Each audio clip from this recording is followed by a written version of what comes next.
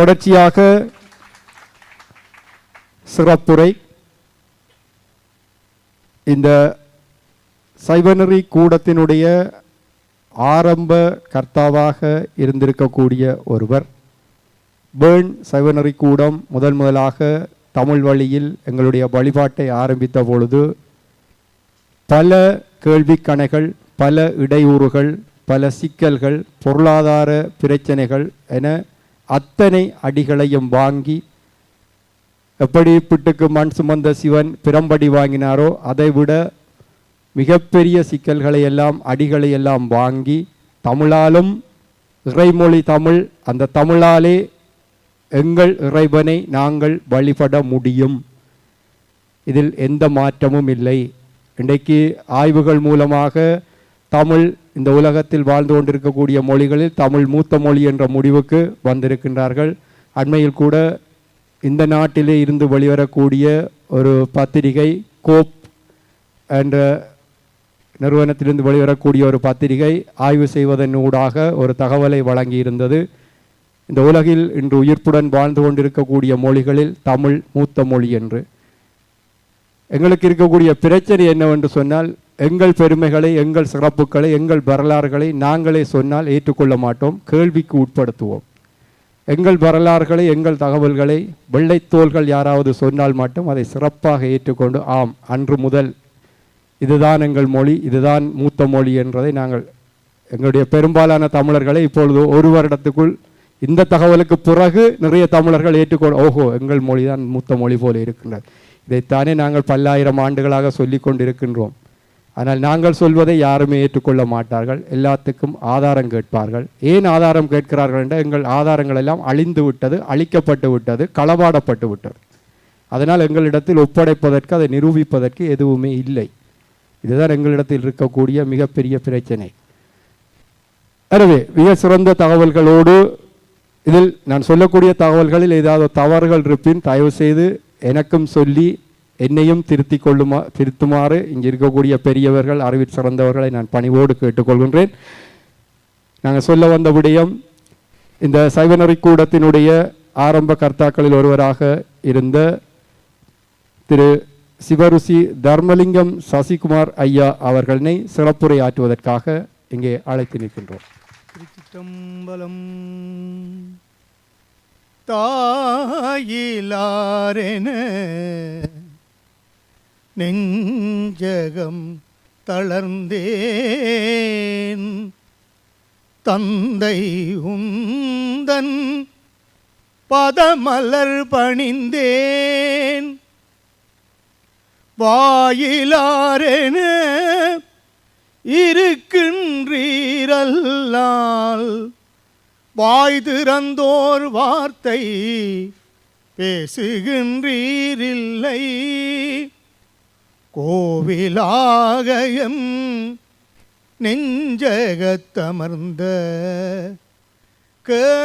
அருள் பெரும் சோதி தனி பெரும் கருணை கருணை.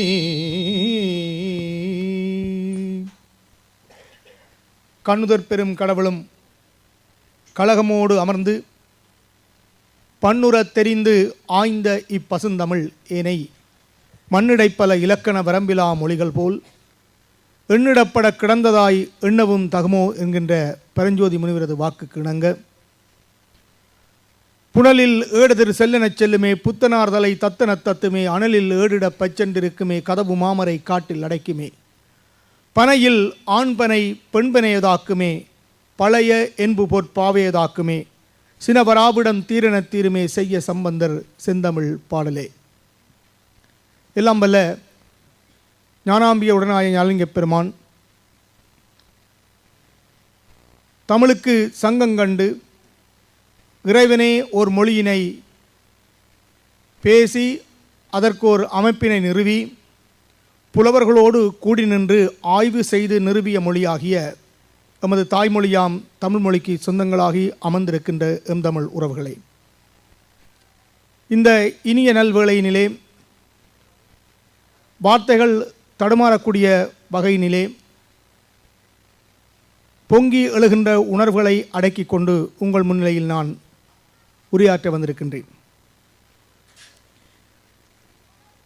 இங்கே வருகை தந்து இந்த இடத்தில் திருக்கோவில் அமைவதற்கான முதலாவது அத்திவாரத்தை இட்ட சிவயோகநாதன் ஐயா அவர்களையும், சபைநெறி கூட அருச்சினியர்கள், வந்திருக்கின்ற அடியார் கூட்டம் அனைவரையும் வணங்கி, சற்று நேரம் அதிகமானாலும் சில தகவலை கூறி நிறைவு செய்ய விளைகின்றேன். நான் இந்த நாட்டுக்கு வருகின்ற பொழுது 14 வயது, எனது நண்பர்கள் வருகின்ற பொழுது 11 வயது 12 வயது நண்பர்கள். 95ஆம் ஆண்டு மதமாற்றம் அதிகமாக தமிழர்கள் சமூகத்தில் நிறைந்திருந்த ஒரு காலப்பகுதி. வைத்தியசாலையின் வாசலிலே அவசர சிகிச்சை பிரிவுக்கு அருகாமையில் மதம் மாற்றுபவர்கள் நின்று கொண்டிருக்கின்ற காலம். அந்த காலகட்டத்தில் மதமாற்றத்தினை தடுப்பதற்கான ஒரு அமைப்பினை நாங்கள் நிறுவ வேண்டும் என்றும், அனைத்துக்கும் பாரத தேசத்தினை கையேந்தி கொண்டு நிற்காமல் ஆத்மீகத்துக்கும் எமக்கான தனித்துவம் பேணப்பட வேண்டும் என்கிற நோக்குக்காகவும், அது காலங்காலமாக ஒரு தொடர்ச்சியான ஆத்மீக விருட்சமாக வளர வேண்டும் என்ற நோக்குக்காகவும் 5 நண்பர்கள் ஒன்று கூடி ஒரு சிறிய அறையினிலே சைவநெறி கூடம் என்கின்ற அமைப்பினை நிறுவி, அந்த அமைப்பினூடாக நாங்கள் மதமாற்றத்துக்கு எதிரான பல செயல்பாடுகளை முன்னெடுத்து கொண்டிருக்கின்ற வேளையினிலே சில தீவிரமான செயற்பாடுகளை கூட நாங்கள் செய்திருக்கின்றோம். நாங்கள் அந்த அறையிலே இருந்து செய்த காரியங்களை அதே மாடியில் வள்ளுவன் பாடசாலையினுடைய அதிபராக விளங்கக்கூடிய முருகவலையா அவர்கள் இங்கே வந்திருக்கின்றார். அந்த காலகட்டம் முதல் அவர் அந்த மாடியிலிருந்து எங்களை அவதானித்துக் கொண்டிருப்பார். ஒரு காலகட்டம் கடந்த பின்னர் எங்களுக்கே சில கேள்விகள் எழுந்தது. இந்த மதமாற்றத்துக்கான அடிப்படை என்ன என்று நாங்கள் ஆய்வு செய்கின்ற பொழுது, ஒருவரை உள்ளே வரலாம் வரக்கூடாது என்று ஒரு சமயம் சொல்லுகின்றது. எனக்கு புரிகின்ற மொழியில் அந்த வழிபாடு இல்லை. ஒரு குலத்தில் பிறந்தவர்கள் மட்டும்தான் பூசை செய்யலாம். ஒருவருக்கு 3 நாள் தொடக்கு, இன்னொருவருக்கு 11 நாள் தொடக்கு, ஒருவருக்கு 1 வருட தொடக்கு. இது போன்ற பல குழப்பங்களை நாங்கள் வைத்துக்கொண்டு மதமாற்றம் செய்பவர்களை விமர்சித்து என்ன பயன் என்று நாங்கள் சிந்திக்க விளைக்கிட்டோம். அந்த சிந்தனை ஓட்டம் உள்முகமாக நாம் முதல் இதற்கு பதில் காணுவோம் என்கின்ற முயற்சியோடு கிட்டத்தட்ட 10 ஆண்டு காலமாக இன்று நாங்கள் ஆடுகின்ற ஆட்டம் அறையில் ஆடி அம்பலத்துக்கு வந்திருக்கின்றோம். நாங்கள் அம்பலத்தில் ஆட விளைக்கிட்டிருந்தால் இந்த ஆட்டம் செல்லுபடியாயிருக்காது. அந்த அறையில் 10 ஆண்டுகள் கிட்டத்தட்ட 3000க்கும் அதிகமான நூல்களை பாரத தேசத்திலும் எமது ஈழமணி திருநாட்டிலும் இருந்து வரவழைத்து கற்று ஆய்வு செய்து, கிட்டத்தட்ட கன்னியாகுமரியிலிருந்து டிபேட்டின் ஊடாக கைலாயம் வரை யாத்திரைகளை மேற்கொண்டு 12 யாத்திரைகளை மேற்கொண்டு கிடைக்கப்பெற்ற அனைத்து தகவல்களையும் ஒன்று திரட்டி எமது சமயம் சார்ந்து கேள்விகள் கேட்கப்படுகின்ற பொழுது பதில்கள் சொல்லப்பட வேண்டும் என்கின்ற நோக்குக்காக அதை ஜெர்மன் மொழியில் மொழிபெயர்த்து அடுத்த தலைமுறைக்கு செவ்வனே அதை வழங்குவோம் என்று நாங்கள் எடுத்துக்கொண்ட முயற்சி. 2007ஆம் ஆண்டு வரை சுவிஸில் இருக்கக்கூடிய 22 திருக்கோயில்களிலும் இந்த நடைமுறையை கடைபிடிக்க வேண்டும் என்கின்ற முயற்சியை நாங்கள் செய்து தோற்கின்ற பொழுது, காசியில் எங்களுடைய குருவிடம் நாங்களே தீட்சை பெற்று வழிபாடுகளை கற்றுக்கொண்டு நாமே ஒரு திருக்கோவிலை நிறுவுவோம் என்கின்ற நோக்கோடு நாங்கள் தங்கியிருந்த அந்த அறையில் சுத்தவர கடவுள்களை வைத்துவிட்டு நடுவிலே நாங்கள் உறங்குவோம். அந்த 10 ஆண்டும் எங்களுடைய பூஜைகள் மாலை 6 மணிக்கு தொடங்கினால் மறுநாள் காலை 6 மணிக்கு தான் நிறைவடையும். முருகலையா வேலைக்கு போகின்ற நேரங்களில், தம்பி சில வேளைகளில் ஓம் என்பது விடிய வரை கேட்டுக்கொண்டிருக்கின்றது, சில தகவல்களை எங்களோடு பரிமாறிக்கொள்வார். அந்த காலகட்டத்தில் நாங்கள் ஒரு முடிவெடுத்தோம். மேடையில் ஏறி நாங்கள் பிரசங்கம் செய்வதன் முன்னர் நாங்கள் உணராத ஒரு விடயத்தினை மேடையில் பேசக்கூடாது. எனவே நாம் அதை முதலில் உணர்வோம் என்கின்ற முயற்சியோடு யோகம், தியானம் என்னும் போன்ற பல விசார மார்க்கங்களை எல்லாம் ஆய்வு செய்து அதில் பெறக்கூடிய அனைத்து உணர்வுகளையும் நாங்கள் அனைவரும் பெற்றுக்கொண்டோம். நீங்கள் நம்மிடம் நாங்கள் ஒரு கருப்பு சட்டை அணிந்த கடவுள் மரபு கொள்கையாளர்களோ தமிழ் வெறியர்களோ அல்ல. நாங்கள் எமது தாய்மொழியாகிய தமிழ் மொழியினை, சைவத்தினை 2 கண்களாக நேசிக்கின்றோம். இறைவன் இருக்கின்றான் என்கின்ற உண்மை உணர்வோடையே நாங்கள் பயணித்து கொண்டிருக்கின்றோம். அந்த பயணத்தினிலே நீங்கள் இறைவனை கண்டீர்களா, அவரோடு பேசினீர்களா என்று கேட்டால், இந்த கலியுகத்திலும் அவரை கண்டோம், அவரோடு பேசினோம் என்கின்ற வார்த்தையினை எங்களால் சொல்ல முடியும். அப்படி உணர்ந்த விடயங்களில் 2005ஆம் ஆண்டு 18 ஆண்டுகளாக தேடிய எனது குருவினை இலங்கையில் இணுவையம்பதியில் பெரியண்ணா என்கின்ற வடிவத்தில் நான் கண்டுகொண்ட பொழுது, அவர் என் தாயாரிடமிருந்து தண்ணி வார்த்து கையில் வாங்கிய பொழுது கூறியிருந்தார், உங்கள் அனைவரின் ஊடாக அன்பு வழி சைவம் கருவறையில் அரங்கேறி சாதிகளற்ற தமிழ் சமூகம் உருவாவதற்கு அது வித்திடும் என்கின்ற வார்த்தையினை அன்று மொழிந்திருந்தார். அவர் மொழிந்த வார்த்தைகளை கேட்டு நண்பர்கள் நாங்கள் சுவிஸுக்கு வந்த பின்னர் ஒருவரோடு ஒருவர் கிண்டல் செய்து சிரித்திருந்தோம். நாங்கள் 5 பேர் தான் இருக்கின்றோம். உங்களுக்கு பின்னே பெரும் படை வரும், ராஜகோபுரத்தோடு திருக்கோவில்கள் எழும், தேரோடும் என்றவர் சொன்ன வார்த்தைகள் எல்லாம் எங்களுக்கு வெறும் கற்பனையாகவே இருந்தது.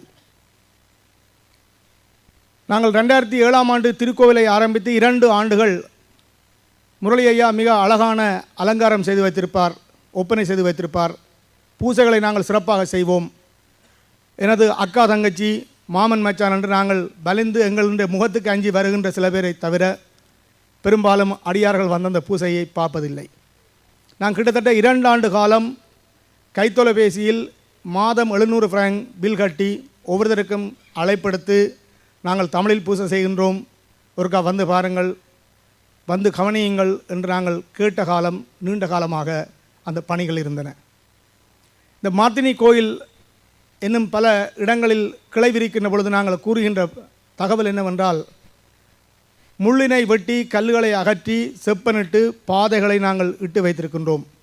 நீங்கள் அதன் மீது பயணிப்பதற்கான வழியினை நாங்கள் இப்பொழுது செய்திருக்கின்றோம். ஆனால் அந்த முள்ளுகளை வெட்டுகின்ற பொழுது நாங்கள் அனுபவித்த வலிகள் என்பது வார்த்தைகளாலே சொல்ல முடியாத ஒன்றாகும். அந்த 2 ஆண்டு காலத்தில் எங்களுக்கே ஒரு சலிப்பு தட்டிவிட்டது. நான் எனது குருவிடம் எடுத்து சொன்னேன், நாங்கள் பேசாமல் எல்லாவற்றையும் பூட்டி விட்டு எங்களுக்கு நிம்மதி, கடவுளை கொண்டு வந்து அந்த தனி அறையில் வைத்துவிட்டு நாங்கள் நடுவிலே படுத்திருக்கின்ற போகின்றோம், எங்களுக்கு போதும். அப்பொழுது அவர் கூறியிருந்தார், நீங்கள் 1000 வோல்ட் வெளிச்சம் தரக்கூடிய மின் குமிழ்களாக இருப்பீர்களாக இருந்தால் வீட்டில் பூச்சிகளை வா என்று வரவேற்க வேண்டிய தேவையில்லை.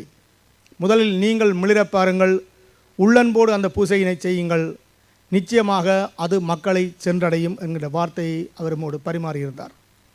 சிவகீர்த்தி அவர்கள் மகாத்மா காந்தியினுடைய சத்திய சோதனை என்கின்ற நூலினை வாசிக்கின்ற பொழுது அதில் ஒரு பகுதி வந்திருந்தது. மகாத்மா காந்தியினாலே உருவாக்கப்பட்ட தென்னாப்பிரிக்காவில் பல நிறுவனங்கள் பூட்டுகின்ற நிலையில் இருந்தன.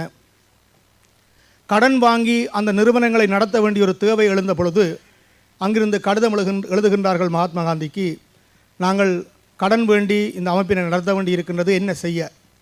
அவர் கூறியிருந்தார், பூட்டி விட்டு நீங்களும் எல்லோரும் வீட்டுக்கு செல்லுங்கள், ஒன்றும் செய்ய வேண்டாம். இதை நாங்கள் எங்களுடைய முடிவாக எடுத்துக்கொண்டோம். அதில் அவர் கூறியிருந்தார், உங்களுடைய சேவை மக்களுக்கு தேவையில்லை என்று பொருள். உங்களுடைய சேவை மக்களுக்கு தேவையில்லை என்று சொன்னால் உங்களை நிலைநாட்டவும் உங்களுடைய முகத்துக்கும் அல்லது உங்களுடைய மானரோச உணர்வுக்கும் நீங்கள் ஒரு பொது அமைப்பை நடத்த தேவையில்லை, பூட்டி விட்டு வீட்டுக்கு செல்லுங்கள். நாங்களும் முடிவெடுத்தோம், 2 ஆண்டு காலம் நடத்தி பார்ப்போம், எவரும் வராவிட்டால் நாங்களும் எமது கப்பல் அந்த கரையிலிருந்து இந்த கரைக்கு பயணிக்கின்றது, ஏறுகிறதும் இறங்குவதும் அந்த வருகின்ற பயணிகளுடைய பிரச்சனை, கப்பலுடைய பிரச்சனை கிடையாது. எனவே பூட்டி விட்டு நாங்களும் மகிழ்ச்சியாக நிம்மதியாக இருக்கலாம் என்று எண்ணினோம். ஆனால் 2009ஆம் ஆண்டு காலகட்ட பகுதியில் என்னுடைய அந்த ஞானலிங்க திருக்கோயிலில் நின்றிருந்த தில்லைமலம் ஐயா அவர்கள் ஒரு திசையை காட்டி கூறியிருந்தார். பைரவ சுவாமி கூறுகின்றார், இந்த திசை நோக்கி 120 கிலோமீட்டர் தொலைவில் ஒருவன் இருக்கின்றான். அவன் மிக துல்லியமாக ஜோதிடங்களை கணித்து சொல்லக்கூடிய கணிஞன். அவனிடம் சென்று உன்னை சாதகம் பார்க்க கற்றுக்கொள்ளட்டாம். நான் ஒரு வருடமாக அப்படி எவரேனும் தென்பட்டால் பார்ப்போம் என்று இருக்கின்ற பொழுது ஒரு நாள் ஒருவர் என்னை கேட்டிருந்தார், டியூபென்டோர்ஃபில் ஜோவனையா என்ற ஒரு ஆள் இருக்கின்றார் சாத்திரியார், நாங்கள் சென்று பார்க்க போகின்றோம், வருகிறீர்களா? நான் எனது சாதகத்தையும் எடுத்துக்கொண்டு புறப்பட்டேன். நானும் சில கேள்விகளை கேட்போம் என்று. அங்கே செல்கின்ற பொழுது அவர் மேசையில் இருந்தவர் மிக சாதாரண உடையில் இருந்திருந்தார். நான் தாடி மீசியோடு பெரிய சாமியாராக எதிர்பார்த்திருந்தேன். அப்பொழுது என்னுடைய சாதகத்தை வாங்கியவர் உள்ளே திறந்து பார்க்காமல் எழுந்து என்று சொன்னார், எம்மை போன்ற பல நூற்றுக்கணக்கானவர்கள் அணிவகுக்கக்கூடிய இடத்தை நீங்கள் அடையப் போகின்றீர்கள். ஓர் மாபெரும் ஆத்மீக சாம்ராஜ்யம் உருவாகப் போகின்றது. உங்களுக்கு நான் குறிப்பெதுவும் பார்க்க வேண்டிய அவசியம் கிடையாது, இதை வைத்துவிட்டு இருங்கள். அப்பொழுது இருக்கின்ற பொழுது நான் கேட்டேன், இந்த பொருத்தங்கள் பார்ப்பதற்கு எனக்கு கொஞ்சம் சொல்லித்தாருங்கள். அவர் உடனடியாக ஒரு கணக்கு புத்தகத்தை எடுத்து கணக்குகளை போட விளக்கிட்டார். நான் கூறியிருந்தேன், 14 வயதில் நான் எனது தாயகத்திலே அடி வாங்கியது கூடுதலாக கணக்கு பாடத்துக்கு தான். எனக்கு இதில் விருப்பமே இல்லை, என்ன செய்யலாம் என்று யோசித்துவிட்டு திருக்கோவில் திரும்பியதன் பின்னர் எனக்கு ஒரு எண்ணம் தோன்றியது. நான் இதை கற்று இனி தடக்கெடுக்கிறதை விட இவரையே எம்மவராக ஆக்கி கொண்டால் இன்னும் இலகுவாகுமே என்று அந்த வேண்டுதலை ஞானலிங்க பெருமானுடைய திருமுன்னிலையில் நான் வைத்தேன். சூரிய சிவங்கோயில் ஏனைய கோயில்களுக்கு நாங்கள் சென்று பிள்ளைகளுக்கு ஜெர்மன் மொழியில் எமது சமயம் சார்ந்த வகுப்பினை எடுத்துவிட்டு வருகின்ற பொழுது கேட்பார்கள், ஐயா தம்பி உங்களுக்கு நான் என்ன காசு தரவா, என்ன தருவது உங்களுக்கு நாங்கள் ஊதியமாக? காசு நாங்கள் வாங்குகின்ற வளமை இல்லை. உங்களுடைய இறைவன் போட்டிருக்கின்ற மாலையில் 2 மாலையை தாருங்கள், அந்த சால்வையில் 1 தாருங்கள் என்று வாங்கி கொண்டு வந்து ஞானலிங்க பெருமானுக்கு கடன் அடிப்படையில் மாலை சூட்டி நாங்கள் மகிழ்வோம். அப்பொழுது ஜோன் ஐயா ஒரு திருவாதிரையில் ஆண்டு 2009ஆம் ஆண்டு காலை 3 மணிக்கு சகனரிக்குடம் ஞானலிங்க பெருமானுடைய திருக்கோவிலுக்கு முதல் முறையாக வருகை தந்தார். அவர் கூறினார், மாலைகள் போடுவதற்கு இடமில்லாமல் பக்கவாட்டில் மாலை போட காலம் வரும். இன்ற நாள் முதல் எந்த ஒரு நிதியும் வாங்காமல் இலவசமாக ஜோதிடத்தினை அடுத்தவர்களுக்காக செய், இதுதான் நீ ஏற வேண்டிய கப்பல் என்று இறைவன் எனக்கு அடையாளப்படுத்தி இருக்கின்றான். நீங்களே வெளியில் என்னை விரட்டினாலும் நான் இனி இந்த இடம் விட்டு போகேன் என்று 2009ஆம் ஆண்டு மது சவேந்திர கப்பலிலே ஏறிக்கொண்டார். அப்பொழுது நான் அவரிடம் ஒரு கேள்வியை கேட்டேன், உங்களை எம்மவராக நாங்கள் அறிமுகப்படுத்த வேண்டுமாக இருந்தால் கப்பல் கரையை சென்றடையும் வரை இடையிலே குதிக்க முடியாது, குதித்தால் நடுக்கடலுக்குள் போக வேண்டி வரும். என்ன சோதனைகள் ஏற்பட்டாலும் தீர்வுகள் அந்த கப்பலுக்குள்ளேயே காணப்பட வேண்டும். இதற்கு நீங்கள் சம்மதிக்கிறீர்களா என்று கேட்கின்ற பொழுது நிச்சயமாக நான் இந்த கப்பலில் இருந்து இடையில் குதிக்க மாட்டேன் என்று அந்த கப்பலிலே ஏறியிருந்தார். அப்பொழுது பௌர்ணமி நிறைமதி நாளிலே ஞானலிங்க பெருமானை அந்த சிவலிங்கம் எனக்கு கிடைத்தது ஒரு பேர் அற்புதம். ஒரு சித்தரிடமிருந்து 14,000 ஆண்டுகளுக்கு முன்னர் ராவணேஸ்வரனாலே பூஜிக்கப்பட்ட அந்த லிங்கத்தினை அவரது கைகளில் தருகின்ற பொழுது இவர் உன்னோடு பேசுவார் என்று தந்திருந்தார். அந்த லிங்கத்தை நான் இலங்கையிலிருந்து எடுத்து வருகின்ற பொழுது முதுகுப்பையில் எனது நண்பர் கொண்டு வந்தார். எந்த ஒரு ஸ்கேனுக்களும் விடாமல் அவர் சுவிஸ் நாட்டுக்கு வந்து சேர்ந்த லிங்கம்தான் எமது தாய்க்கோவிலில் கருவறையை அலங்கரித்து கொண்டிருக்கின்றது. வந்து 11ஆம் நாள் சிவபெருமான் எனது கனவிலும் முரளியா கனவிலும் வந்து ஒரு நாளைக்கு 3 வேளை திருமஞ்சனம் செய்யுங்கள், ஒவ்வொரு நிறைமதியிலும் வேள்வியோடு எனக்கு திருமஞ்சனம் ஆற்றப்பட வேண்டும் என்று கேட்கின்ற பொழுது நாங்கள் கூறியிருந்தோம், கடவுளாக இருந்தாலும் எங்களுடன் வந்துவிட்டால் உனக்கும் நாங்கள் நியமம் வைப்போம். ஏனென்றால் நீங்கள் எண்ணுவது போன்று கடவுளோடு வாதாடினால் கண்ணை குத்தி விடுவார் அல்லது சபித்து விடுவார் என்று ஒன்றுமல்ல. எமது சமயம் சொல்கின்றது, தன்னை வணங்குவார்பால் அன்பும் வணங்காதார்பால் வெறுப்பும் இல்லாதவன் எவனோ அவனே இறைவனாக. அத்தகைய இறைவனோடு ஈழத்து சித்தர்களுடைய மரபின்படி என்னுடைய குருநாதர் திருவடி தீட்சை தந்ததன் பின்னர் மனதில் நான் எண்ணியிருந்தேன், இன்னும் சில சிவபெருமானுடைய மந்திரங்களை தந்து உச்சாடனம் செய்ய சொல்லப் போகின்றார். அப்படி உச்சரிக்கின்ற பொழுது நான் சிவனை காணப்போகின்றேன் என்று எண்ணிய மறுகணமே துள்ளி எழுந்தவர் காலால் என்னை உதைத்து விட்டு சொன்னார், நிறுத்தடா உனது சிந்தனையை. வெட்ட வெளியில் நிற்க நீராகி நிறைந்து நிற்கின்ற சுத்த சிவத்துக்கு ஒரு ஊரில்லை, பேரில்லை, அவன் ஆணல்ல அலி அல்ல. அனைத்தையும் தாண்டி அப்பாலுக்கு அப்பாலாய் நிற்கின்ற பொருளுக்கு நீங்கள் எந்த மந்திரங்கள் சொன்னாலும் அது எச்சிலாகும். நீங்கள் சொல்லுகின்ற வேதாந்தங்கள் எல்லாம் அவனை எச்சில்படுத்திவிடும். அப்படி எச்சில்படுத்த முடியாத அந்த பொருளை அடைவதற்கு 3 மந்திரங்கள் நான் உனக்கு தருகின்றேன். உண்மை உள்ளவனாக இரு, சத்தியத்தின் பாதையில் நில். உனது மண்டையை அடித்துடைத்தவனை வந்து முன்னுக்கு அமர்ந்திருந்தாலும் அவன் நாசமாக போகட்டும் என்று எண்ணாமல் அவன் தன் தவறுணர்ந்து திரிந்தி நல்லா வர வேண்டும் பெருமானே என்று எண்ணி அவனுக்கு விபூதி கொடடா. இந்த 3ஐயும் ஒருவன் செய்வானாக இருந்தால் சிவபெருமானே வந்து பக்கத்தில் நின்றாலும் அவனுக்கு ஒரு கதிரையை கொடுத்து, இரடா இதில் உனக்கு டீ வேணுமா பிளேன் டீ வேணுமா என்று சிவபெருமானை நீ கேள்வி கேட்கலாம். உள்ளத்தில் பரிசுத்தம் இருக்கின்ற எவரும் இறைவனை நிமிர்ந்து நின்று கேள்வி கேட்கக்கூடிய உண்மை உணர்வினை நிச்சயமாக பெறுவார்கள். இதுதான் நான் உனக்கு செய்யக்கூடிய 3 மகா மந்திர உபதேசம் என்று எனது குருநாதர் கூறியிருந்தார். இதுவே சைவநெறி கூடத்தினுடைய வழியுமாகும். அப்படியாக ஜோனையாவாலே உருவாக்கப்பட்ட அந்த நிறைமதி நாளிலே சிவசனுடைய அனைத்து மாநிலங்களிலும் இருந்து, அதாவது நாங்கள் தமிழ் வழிபாடு செய்கின்றோம். தமிழ் வழிபாட்டில் நாங்கள் திருமணம் மட்டும் செய்து வைக்கவில்லை, மரணச்சடங்குகளையும் செய்து வைக்கின்றோம். மரணச்சடங்கினை செய்து வைத்த இவரது கைகளாலே திருமணம் செய்யலாமா என்று கேட்கின்ற தமிழர்கள் இன்றும் உள்ளார்கள்.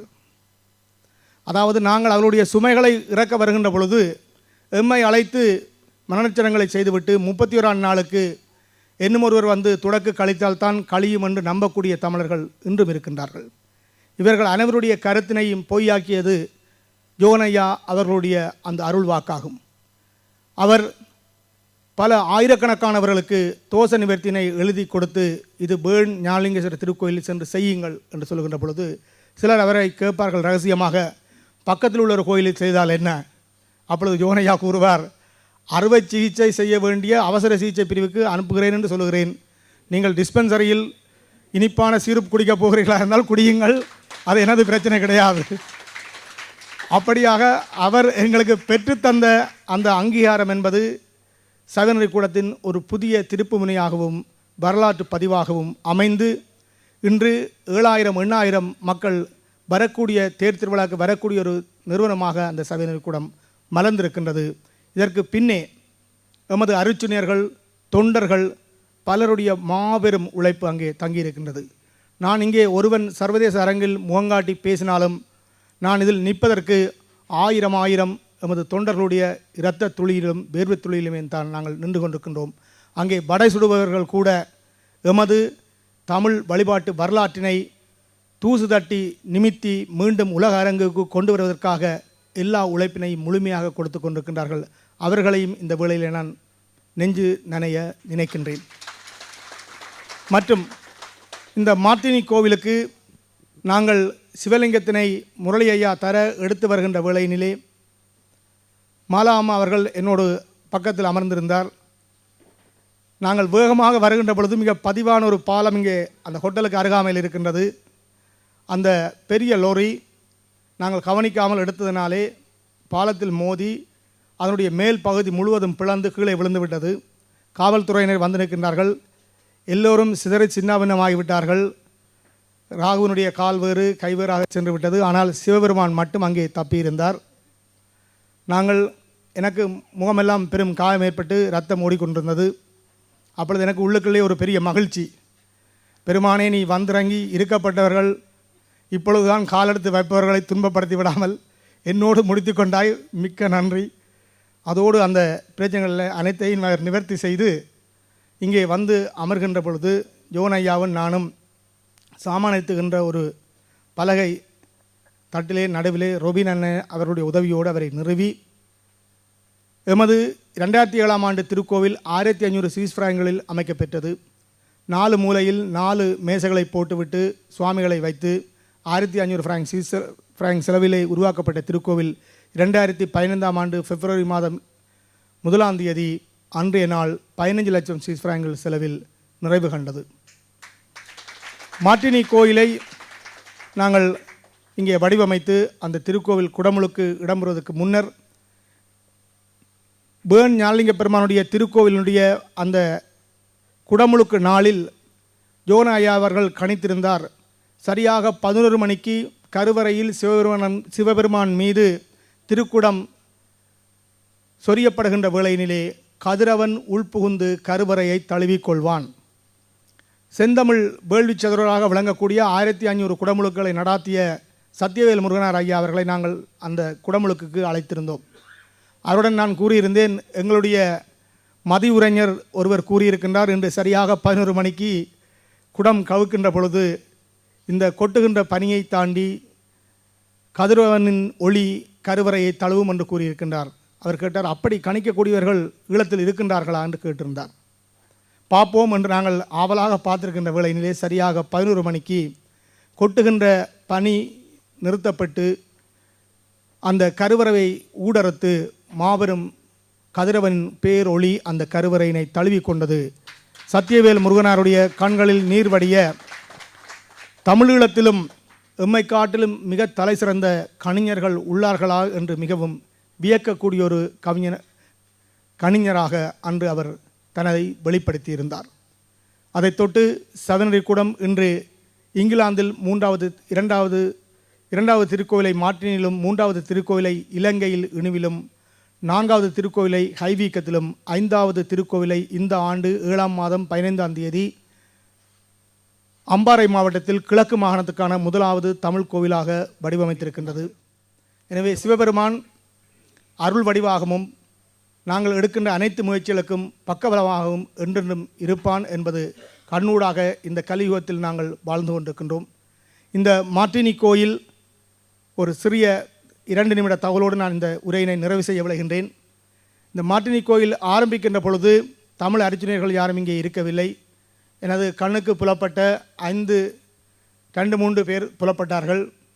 அவர்களிடம் கூறியிருந்தேன், உங்களுக்கு நாங்கள் தீட்சை வழங்குவோம், நீங்கள் எங்களுக்கும் உங்களுக்குமான உடன்பாடு, ஒரு வருடத்துக்கு பேர்னில் இருந்து ஒரு குருவை நாங்கள் அனுப்பி வைப்போம், நீங்கள் அவருக்கு சம்பளம் கொடுக்க தேவையில்லை, அவருக்கான வாகன போக்குவரத்துக்கான பெட்ரோலை அடித்து விட்டால் போதும். அந்த ஒரு வருடத்தில் உங்களிடமிருந்து 5 பேர் அருச்சினர்களாக உருவாக வேண்டும் என்று கேட்கின்ற பொழுது கண்ணன் ஐயாவுக்கு நான் ஒரு சிவராத்திரியில் தீட்சை கொடுப்பதற்கு காலம் கொடுத்திருந்தேன், இரவு 12 மணிக்கு. அவர் எனக்கு ஒரு 9 மணி போலே அழைப்படுத்து கூறியிருந்தார், பூக்கட்டி வைத்து பார்த்தேன் ஐயா, சிகப்பு பூ வந்திருக்கின்றது. அதனாலே ஏனென்றால் அவருடைய உறவுகள் கொஞ்சம் குழப்பி விட்டார்கள், நீ ஏன் தேவையில்லாமல் குருவாக இறங்கினாய், அர்ஜுனர் வேலையெல்லாம் உனக்கு வேண்டாம், எனவே பூக்கட்டி வைத்து பார்த்தேன், சிவப்பு பூ வந்திருக்கின்றது, எனவே தீட்சையை இன்னும் ஒரு முறைக்கு தள்ளி வைக்கலாமா என்று கேட்டார். நான் கூறியிருந்தேன், சாதியம் என்பது ஒழிக்கப்பட வேண்டிய ஒரு விடயம், எமது வழிபாடு தாய்மொழியாகிய தமிழ் மொழி வழிபாடு தான் என்று சைவநெறி கூட முடிவெடுத்து இறங்கியதன் பின்னர் இனி சிவபெருமானே வந்து இல்லை சாதி இருக்கின்றது தான், அல்லது தமிழில் வழிபாடு செய்யக்கூடாது, சமஸ்கிருதி செய்வதுதான் சரி என்று சொன்னாலும் நான் செத்தாலும் பரவாயில்லை, போடா உனது வேலையை பார்த்துக்கொண்டு இப்படித்தான் செய்வோம் என்று செய்வதே நம்முடைய நடைமுறையாகும். எனவே சிவப்பு பூ வந்தாலும் இன்று இரவு 12 மணிக்கு உங்களுக்கு தீட்சை உண்டு, வாருங்கள் என்றவரை கூட்டிருந்தேன். அப்படி வந்த கண்ணனையா, அவரோடு குமாரையா, இப்படி ஏனையர்கள் இன்று சேர்ந்து ஒரு பெரிய படையாக இங்கே உருவாகி, சென்ற ஆண்டுக்கு முதல் ஆண்டு ஒரு தீர்த்த திருவிழாவில் நான் இடைநேரத்தில் இங்கே வந்திருந்தேன். வந்து சற்று நின்று பார்த்தேன் பேட்டிகளோடு. மிக சிறப்பான பூசை, எம்மை தேடுவாரற்ற நிலையில் மிக சிறப்பாக நடந்து கொண்டிருந்தது. எனக்கு மனதிலே ஒரு மாபெரும் மகிழ்ச்சி, மட்டற்ற மகிழ்ச்சி. சென்று உடையினை மாற்றிவிட்டு பின்பக்க கதவினாலே முதுகு பேக்கோடு புறப்படுகின்ற பொழுது சிறியண்ணா ஓடி வந்து, ஏன் பிரச்சனையாக நடந்து ஏனையா போறீங்கள், நில்லுங்கோ. நான் நிறைந்த மன நிறைவோடு வெற்றி களிப்போடு வீறு நடை போட்டு நான் செல்ல போகிறேன் பேணுக்கு. ஏன் என்று சொன்னால், ஒரு கொள்கை வாழப்பட வேண்டுமாக இருந்தால் எந்த ஒரு தனி மனிதர்களையும் அது தங்கி இருக்கக்கூடாது. சசிகுமார் என்கின்ற அல்லது சிவரிசி என்கின்ற ஒருவருடைய அடையாளம் இல்லாமல் அங்கே அப்புறப்படுத்தப்பட்டு தொடக்கிய இடத்தில் ஒரு புதிய விடயம் அங்கே வெற்றி பெற்று மக்களாலே ஏற்றுக்கொள்ளப்படுகின்றதாக இருந்தால் அதுவே ஒரு பொது அமைப்பு அடையக்கூடிய மாபெரும் வெற்றியாகும். எனவே அந்த வெற்றியை எங்களுக்கு முதல் முறையாக அறுவடை செய்து தந்த பெருமை இந்த சவனரி கூடம் மார்ட்டினி ஞானலிங்க பெருமானுடைய திருக்கோவிலுக்கே சாரும்.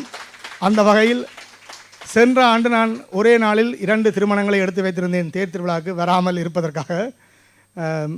அப்படி அல்ல, உண்மையின்படி நாங்கள் மகிழ்ச்சியாக எங்களுடைய பல பணிகள் எங்களுக்கு இருக்கின்றது. உலகளாவிய ரீதியில் நாங்கள் பல பணிகளை ஆற்றிக் கொண்டிருக்கின்றோம். இன்று சென்ற நவம்பர் மாதம் 27ஆம் தேதி சர்வதேச உரையாடல் பிரிவினுடைய ஒட்டுமொத்த உலகத்தில் இருக்கக்கூடிய இந்துக்களுடைய பிரதிநிதித்துவத்தினை ஐக்கிய நாடுகள் சபையினுடைய இருப்பினிலே எனக்கு வழங்கியிருக்கின்றார்கள். அதனூடாக சைவநெறி கூடம் இன்று சர்வதேச ரீதியில் தமிழர்களையும் எமது சமயத்தினையும் பிரதிநிதிப்படுத்தக்கூடிய ஒரு பிரதிநிதித்துவத்தினை இன்று பெற்றிருக்கின்றது.